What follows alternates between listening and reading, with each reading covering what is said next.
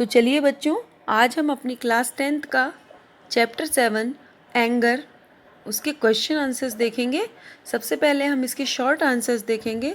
इसके question answers बहुत important होते हैं, एग्ज़ाम में ज़रूर आते हैं, ठीक है ना। तो सबसे पहला क्वेश्चन है, who is greater than a king? राजा से भी महान कौन होता है? यदि आपने पोएम को अच्छी तरह समझा होगा तो आपको आंसर ज़रूर आ जाएगा। Who is greater than a king? He who quells an angry thought is greater than a king. He who quells an angry thought यानी कि वह व्यक्ति जो एक अपने क्रोधित विचारों पर कंट्रोल कर लेता है, यानी कि सीधी सीधी बात यह है कि जो अपने गुस्से पे काबू कर लेता है, गुस्से पे विजय प्राप्त कर लेता है, वह राजा से भी महान होता है। ठीक है, दूसरा क्वेश्चन देखते हैं। Who is noble, brave and wise? कौन भद्र यानी कि विनय, बहादुर और बुद्धिमान होता है? ठीक है ना, तो आंसर देखते हैं। He who firmly tries to conquer and to rule himself is noble, brave and wise.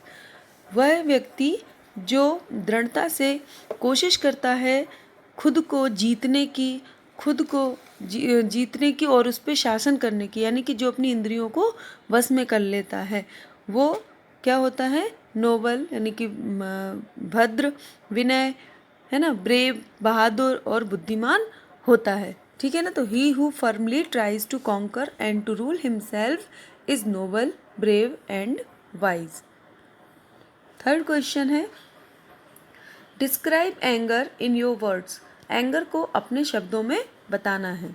तो anger is a harmful expression. क्रोध जो है वो बहुत नुकसानदायक अभिव्यक्ति है। It spoils the beauty of everything.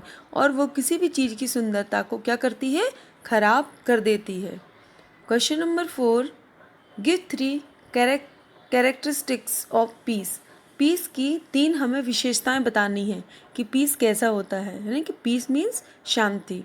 जिसका आंसर है, peace is frank, warm and soft. कैसा बताया गया है? फ्रैंक बताया गया, यानी कि स्पष्ट, साफ।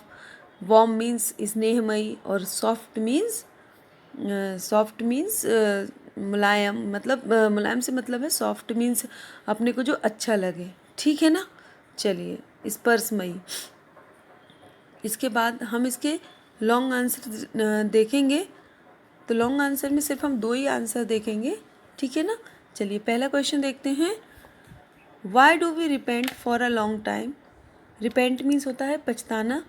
हम लंबे समय के लिए क्यों पछताते हैं, है ना। तो आंसर देखते हैं। We repent for a long time, हम लंबे समय के लिए पछताते हैं बिकॉज द हार्म मीन्स नुकसान, क्योंकि वो नुकसान that is done by anger, जो कि हम क्रोधित क्षणों में कर जाते हैं, क्रोध के कारण कर जाते हैं, can not be corrected in any way. वो किसी भी तरीके से सही नहीं किया जा सकता है। No matter how many tears we shed. Tears means आंसू और शेड मीन्स बहाना। ठीक है ना। और नो मैटर मीन्स कोई फ़र्क नहीं पड़ता। और उससे कोई फ़र्क नहीं पड़ता कि आप कितने आंसू बहाते हैं, है ना। बस उसके लिए हमें सिर्फ रिपेंटेंस ही फील होता है, यानी कि हमें पछतावा ही फील होता है। Next question, how can anger be conquered? Anger को यानी कि क्रोध को किस तरह जीता जा सकता है?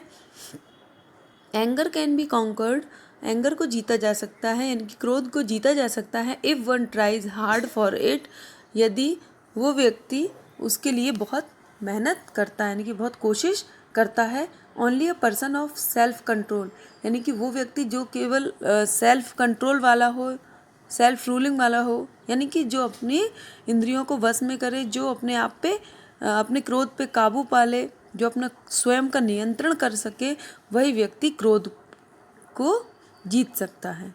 ठीक है ना।